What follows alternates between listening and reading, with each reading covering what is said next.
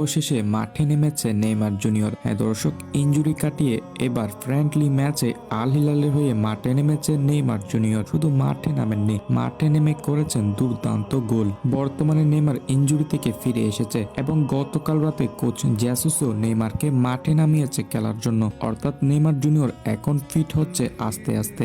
গতকাল রাতে Al Hilal আল ফাইহার বিপক্ষে একটি ফ্রেন্ড ম্যাচ খেলেছিল, যেখানে আল হিলালের কোচ নেইমার জুনিয়রকে আল হিলালের একাদশে জায়গা দিয়েছে এবং অনেক দিন পর আবারও নেইমার জুনিয়র মাঠে নেমেছেন এবং গোলেরও দেখা পেয়েছেন। আল হিলাল ও আল ফাইহার ম্যাচটি 2-0 গোলে শেষ হয়। অর্থাৎ দুইটি গোল করেছিল আল হিলাল এবং একটি গোলও করতে পারেনি আল ফাইহা, যেখানে আল হিলালের হয়ে দুইটি গোলই করেছে ব্রাজিলিয়ান দুই তারকা, যেখানে প্রথম গোলটি করেছেন ব্রাজিলিয়ান কিংবদন্তি নেইমার জুনিয়র। গোল করার পর নেইমার করেছেন অসাধারণ একটি সেলিব্রেশন এবং জড়িয়ে ধরেছেন টিমমেটদের। এই যেন এক